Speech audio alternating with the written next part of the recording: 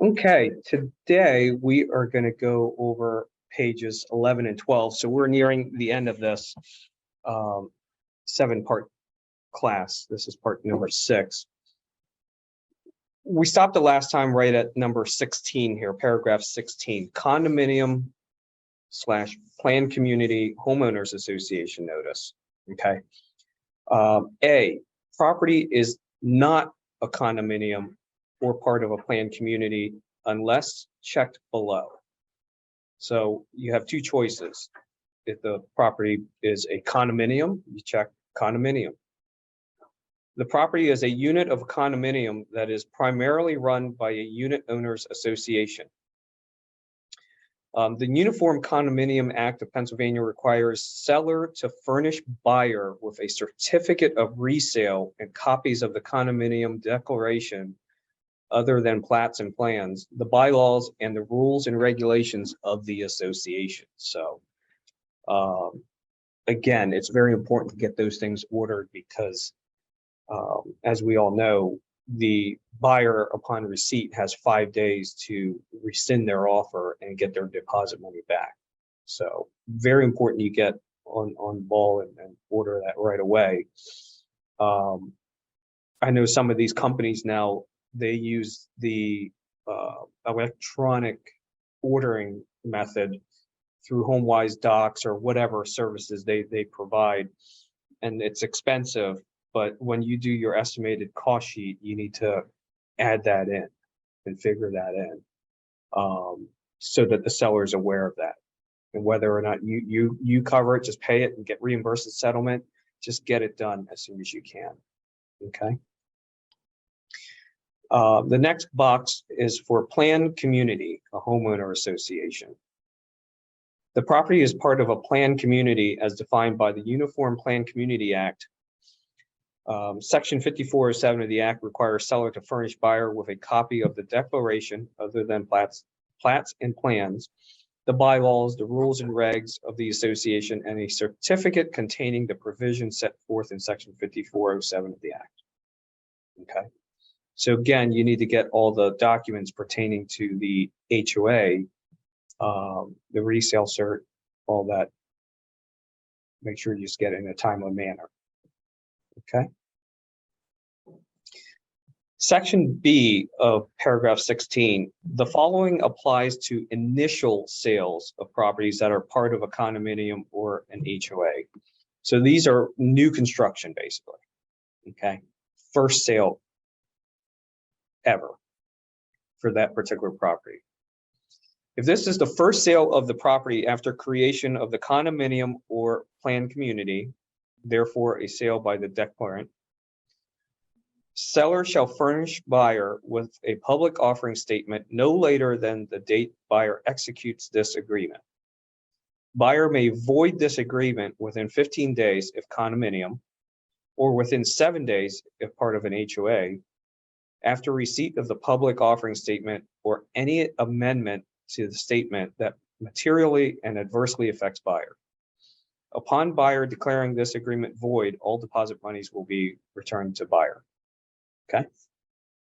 So if you're representing a new build, a builder, make sure you have that readily available. Yeah, that should be in your Dropbox that you give to everybody when they write an offer, so that they can submit a receipt of documents. Okay. Speaking of receipt of documents, that's one of the big things that we've always asked for when you send over the bylaws and the resale cert. Fill out a receipt of documents so that it's ready, so that all the buyer agent has to do is send it to their client to sign. Okay, because you have to make them fill it out. Chances are they're not going to do it right away. They're going to probably do it the next day or 2 days later. We want that receipt back as soon as possible to acknowledge receipt. Okay.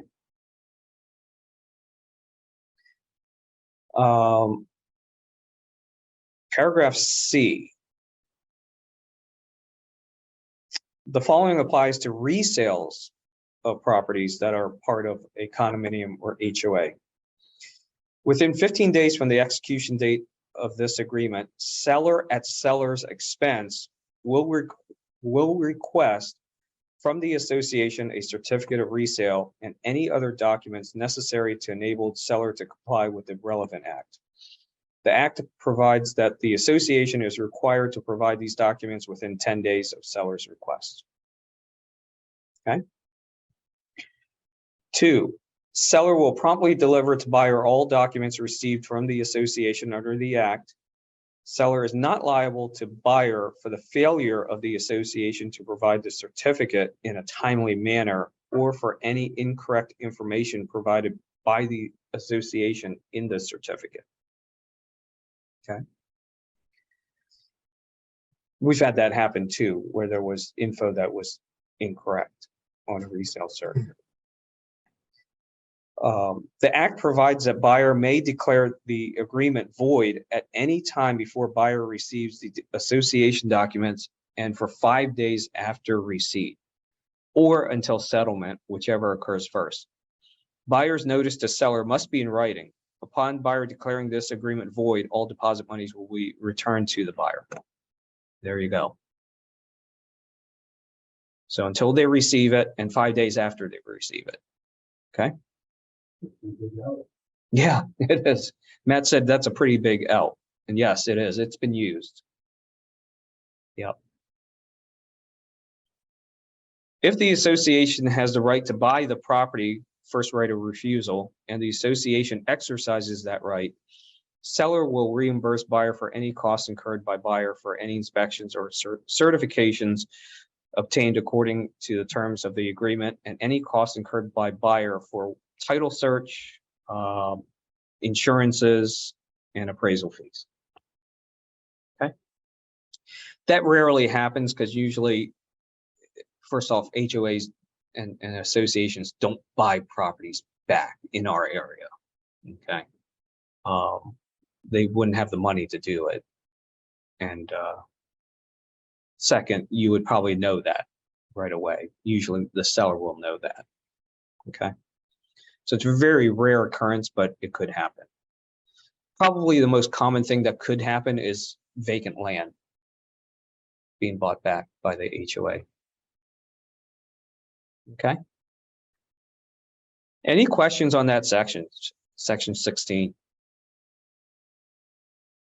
Okay. 17, real estate taxes and assessed value. In PA, taxing authorities, school districts, and municipalities and boroughs and property owners may appeal the assessed value of a property at the time of sale or at any time thereafter. A successful appeal by a taxing authority may result in a higher assessed value for the property and an increase in property taxes. Also, periodic county-wide property reassessments may change the assessed value of the property and result in a change in property tax. So there's your notice that taxes can change. Okay. Number 18, maintenance and risk of loss. Okay. A, seller will maintain the property, including but not limited to structures, grounds, fixtures, appliances, and personal property specifically listed in this agreement in its present condition, normal wear and tear accepted. Okay. So once the property goes under contract, the seller has to maintain the property. And when you'll go over this contract with a seller and making them sign it and marking it pending, I always tell the seller, you got to keep mowing the property. You got to keep it as if you're still living here. Okay, as if you're still going to own it. So, if any part of the property included in the sale fails before settlement, seller will 1, repair or replace that part of the property before settlement. Or 2, provide prompt written notice to buyer of seller's decision to either credit the buyer at settlement for the fair market value as acceptable to the mortgage lender if any, or B, not repair or replace the failed part of the property and not credit the buyer at settlement, meaning I'm not doing anything here. I'm just letting you know. Okay. Now, part 3 then tells you what happens if the seller opts to go that route. If seller does not repair or replace the failed part of the property or agree to credit buyer for its fair market value, or if seller fails to notify buyer of seller's choice, buyer will notify seller in writing within 5 days or before settlement, whichever is earlier, that buyer will A, accept the property and agree to the release, or B, terminate this agreement and the buyer gets their deposit money back. Okay. Now, if the buyer fails to respond within the time stated or fails to terminate this agreement by written notice to seller within that time frame, the buyer will accept the property as it says and agrees to release. Part C, seller bears the risk of loss from fire or other casualties until settlement. If any property included in the sale is destroyed and not replaced prior to settlement, buyer will, 1, accept the property in its then current condition together with the proceeds of any insurance recovery obtainable by seller, meaning any insurance money that they may get. Or 2, terminate this agreement and get their deposit money back. The buyer gets their deposit money back. We've had this instance, and again, this is one thing you have to remind sellers too. Do not cancel your insurance until the check's in hand, the proceeds check. May have, sir. And speaking of Carlisle, Matt Wall just brought up a story. Years ago, we had a listing right by Mayapple Golf Course. And it was a nice rancher. I mean, the thing was probably built, what, 10, 12 years. It was only 10 or 12 years old. And the seller decided to cancel the insurance 3 days before settlement. Well, we had a hailstorm 2 days before settlement. And wouldn't you know it, it damaged the roof. And they had no homeowner's insurance to back up on that. So guess what? They had to pay for a brand new roof on a house with all these gables and pitched roof. So it wasn't cheap. You also have to be very careful too when you, again, I think we went over this couple sessions ago. We talked about vacant homes.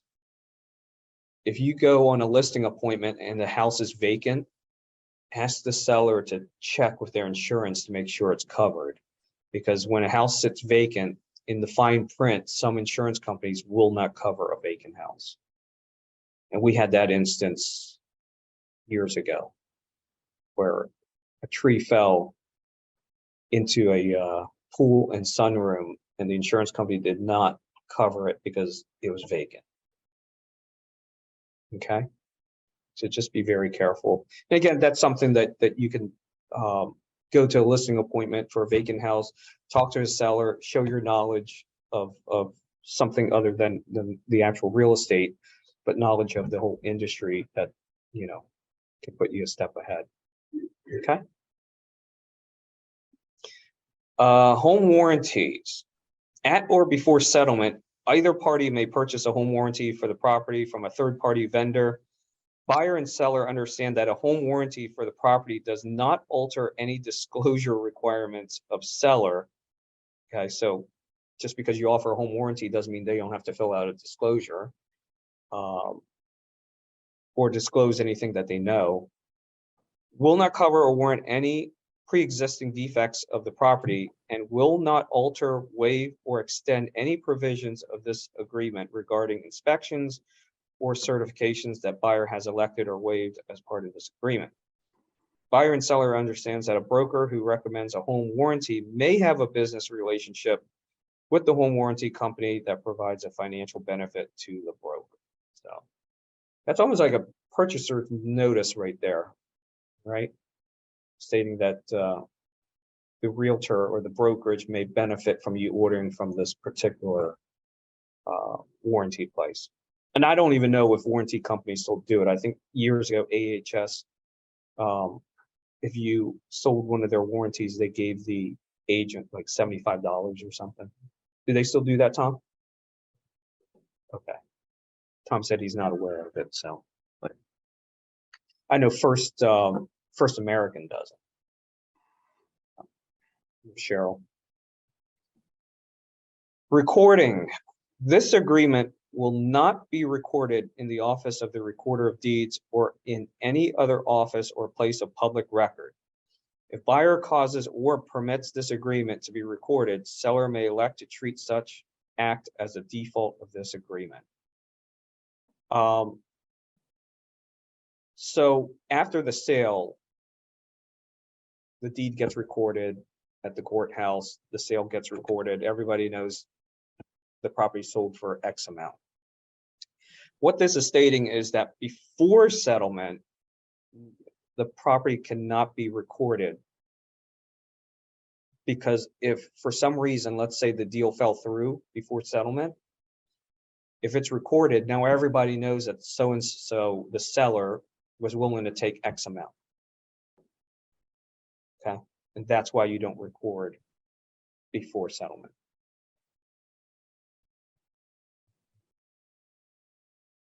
Number 21, assignment. This agreement is binding upon the parties, their heirs, personal representatives, guardians, and successors, and to the extent assignable on the assigns of the party hereto. Buyer will not transfer or assign this agreement without the written consent of seller unless otherwise stated in this agreement. Assignment of this agreement may result in additional transfer taxes. Okay. So again, there has to be some kind of written consent from the seller that you're going to allow the buyer to do it.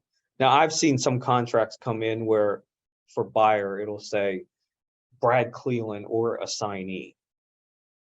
Okay. Is that allowed, or would there be a transfer tax between, let's just say, the first buyer and then the assignee?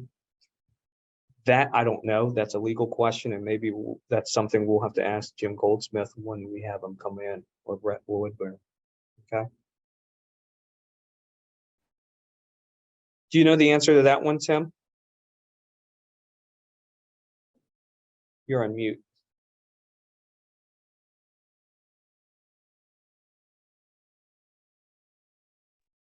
What was the question, Cole? About assignment of a contract. You know, the transfer tax thing.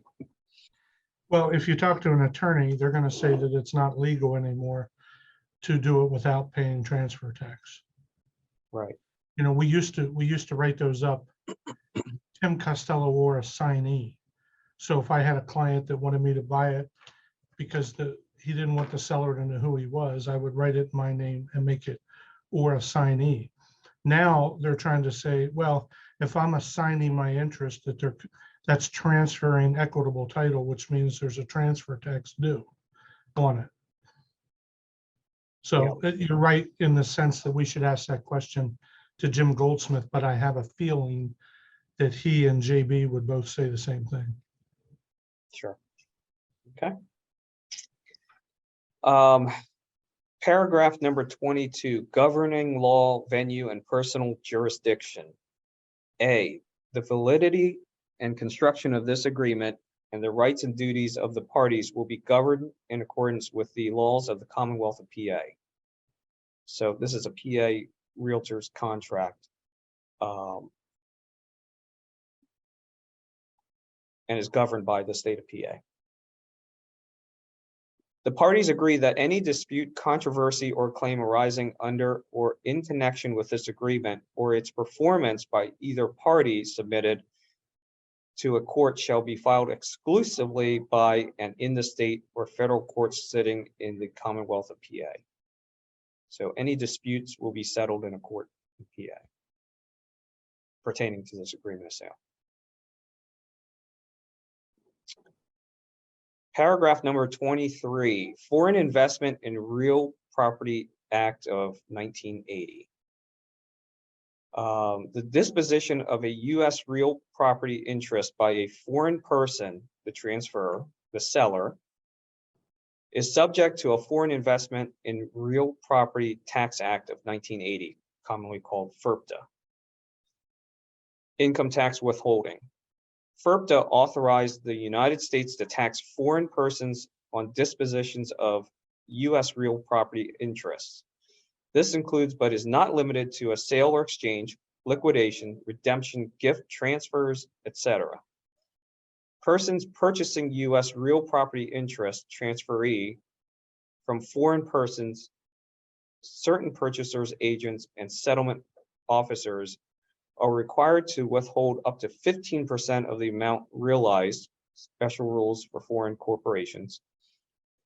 Withholding is intended to ensure U.S. taxation of gains realized on disposition of such interests. The buyer is the withholding agent.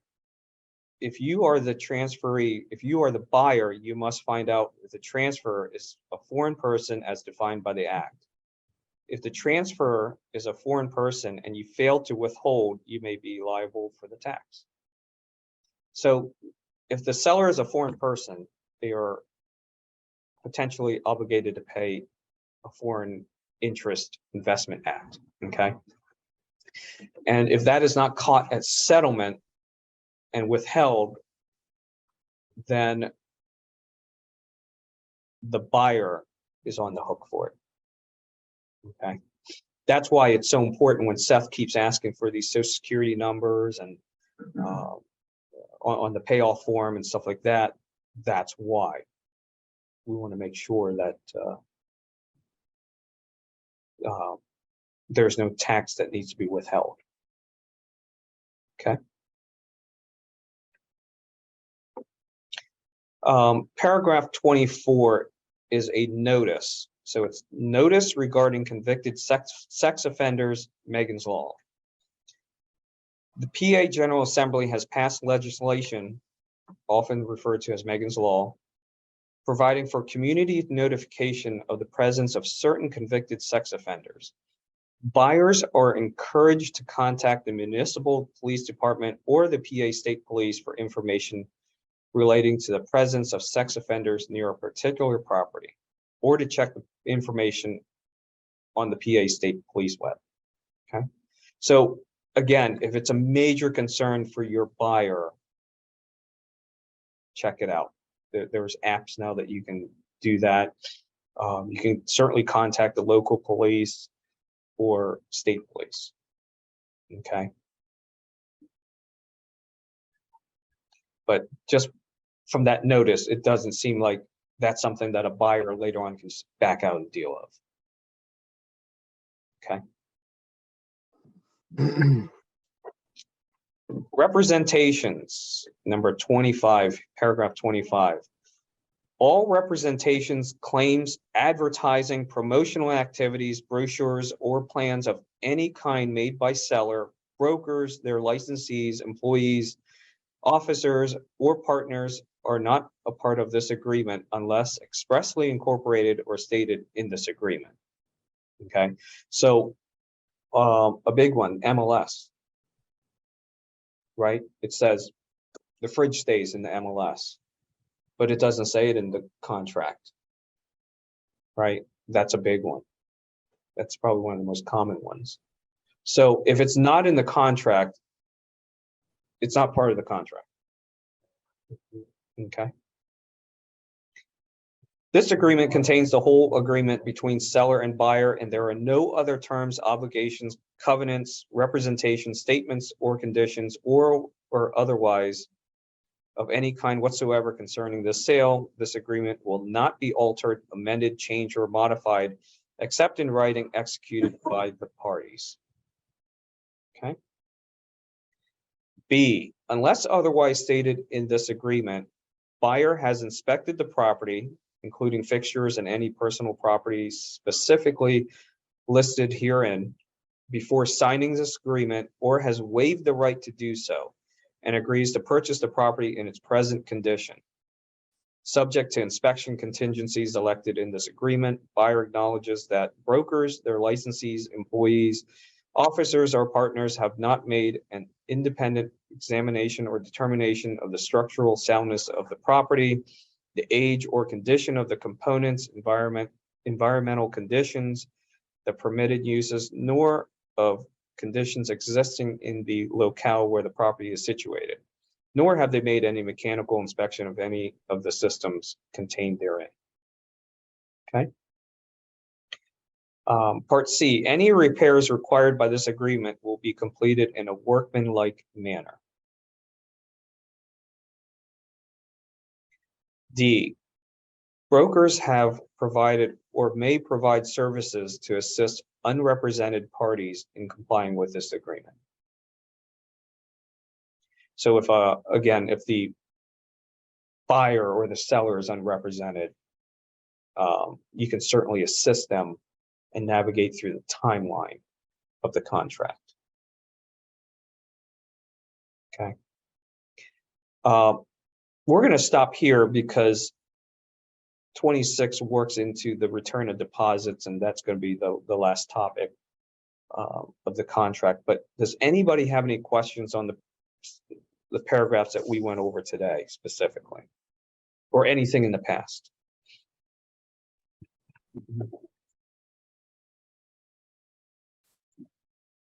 Mike, you got a question? Or Jim? Oh, go ahead, Mike, if I can wait. No. The foreign tax, I've never run into it, Kong, but essentially what that means is that if somebody's outside of the country, they're still responsible for paying the same tax as if they were a resident, correct? That put simply. No. It's No? it's if a person is a foreign person. The first paragraph, the disposition of a U.S. real property interest by a foreign person, the transfer, the seller, meaning the seller is a foreign person, is subject to the Foreign Investment of Real Estate Property Tax Act. So if they're living in Germany or something like that? No, meaning if they are, let's say if they're Vietnamese, okay, a Vietnamese national, and they own property here in the U.S., okay, they're not a U.S. citizen. They're just here on a work visa. They buy a property here while they're here working, and then they move back. Then they're subject to a tax. That's what that's stating, Jim. You're talking about a U.S. citizen living in, let's say, Germany. It doesn't matter.